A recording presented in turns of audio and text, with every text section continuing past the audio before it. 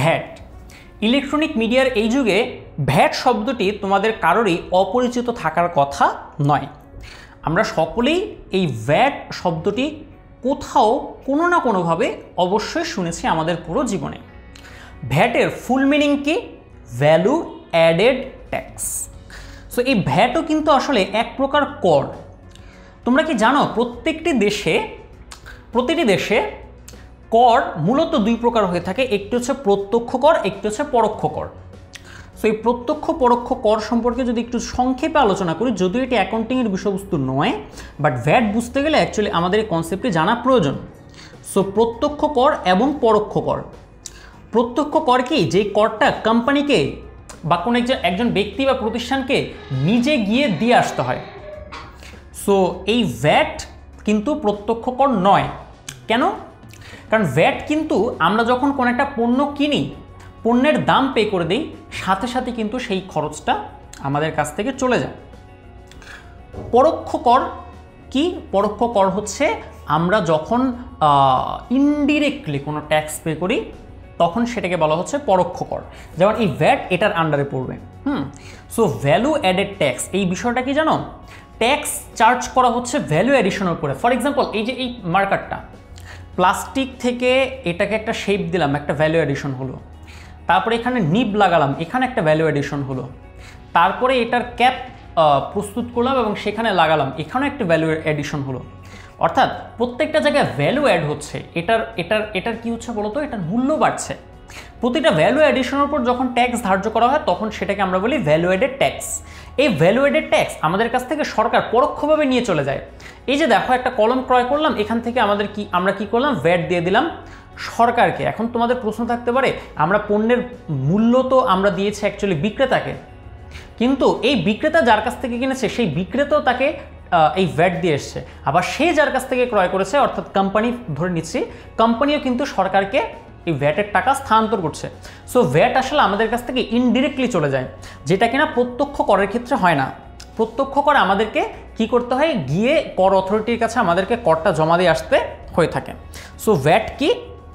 একটা পণ্যের প্রতিটা স্টেপে যে ভ্যালু অ্যাড হয়, ভ্যালু ক্রিয়েশন হয়, এটার উপর যে ট্যাক্স চার্জ করা হয় সেটাকে আমরা বলছি ভ্যাট কিংবা ভ্যালু অ্যাডেড ট্যাক্স। নর্মালি আমাদের দেশে ভ্যাটের হার হচ্ছে 15%। যদি কখনো কোশ্চেনে বলা নাও থাকে তাহলে আমাদেরকে 15% ভ্যাট এই বিষয়টা আমাদের মাথায় রাখতে হবে। তো একটা বিষয় তোমাদেরকে একটু মাথায় রাখতে হবে যে ভ্যাট এইটা আমাদের জন্য আয়ও নয়, এইটা আমাদের জন্য ব্যয়ও নয়। সো ভ্যাট কিন্তু আমাদের জন্য আয় ব্যয় কোনোটাই নয়। সো ভ্যাটের ক্ষেত্রে কি হয়? একটা এক্সাম্পল দিয়ে আমি তোমাদেরকে আরেকটু সহজে বোঝানোর চেষ্টা করি। আশা করি এক্সাম্পলটা দেখলে ভ্যাটের কনসেপ্ট তোমাদের কাছে ক্লিয়ার হবে। ধরেছি মিস্টার এক্স সে 10,000 টাকার পণ্য ক্রয় করলেন। 10,000 টাকার পণ্য কী করলেন? সে ক্রয় করলেন। সো 10,000 টাকার পণ্য ক্রয় করার পর তাকে ভ্যাট কত দিতে হবে? 15% হিসাব করলে 10,000 টাকার 15% হবে 1,500 টাকা, রাইট? 1,500 টাকা তাকে কি করতে হবে? ভ্যাট দিতে হবে। এখন বিষয়টা হলো যে এই পণ্য কোম্পানি যদি প্রক্রিয়াকরণের পর, যদি প্রসেস করার পর 14,000 টাকায় বিক্রি করে, তাহলে কোম্পানি ক্রেতার কাছ থেকে কত টাকা আদায় করবে?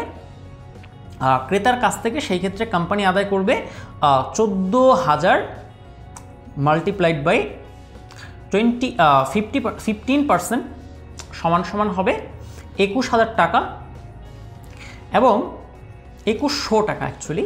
এবং ক্রয়ের সময় ক্রেতা কিন্তু অলরেডি ভ্যাট প্রদান করেছে 1,500 টাকা। সো কোম্পানিকে আরও ভ্যাট প্রদান করতে হবে, সরকারকে। কত টাকা বলো তো?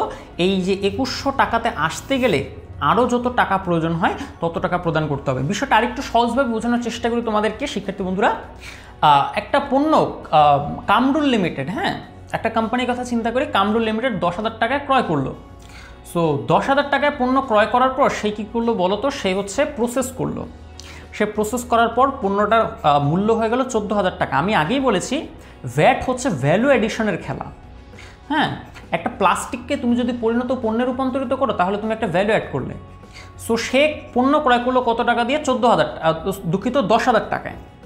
সে ভ্যালু অ্যাড করার পর তার পণ্যের ভ্যালু হলো 14,000 টাকা। ঠিক আছে। সো তখন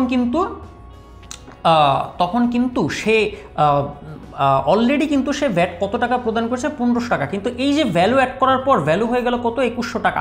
আবার সেই বর্ধিত যে অ্যামাউন্টে সেটি তাকে সরকারকে কি করতে হবে, প্রদান করতে হবে। অর্থাৎ এই ভ্যাট কিন্তু আমাদের জন্য আলটিমেটলি আয়ও নয়, ব্যয়ও নয়। সো ভ্যাটের দাবি শুধুমাত্র সরকারই পেয়ে থাকে অ্যাকচুয়ালি। আমরা সরকারের পক্ষ হয়ে, আমরা ব্যবসায়ীরা অ্যাকচুয়ালি সরকারের পক্ষ হয়ে ক্রেতাদের কাছ থেকে, অর্থাৎ একটা পণ্যের এন্ড ইউজার যারা, সর্বশেষ ভোক্তা যারা, তাদের কাছ থেকে আমরা কি করি, ভ্যাট আদায় করে থাকি। আজকে এই পর্যন্তই। নেক্সট ভিডিওতে আমরা ভ্যাট কিভাবে হিসাবের বইতে দেখাতে হয় এই বিষয়গুলো নিয়ে আমরা আলোচনা করব। সেই পর্যন্ত সবাইকে স্বাগত জানাচ্ছি।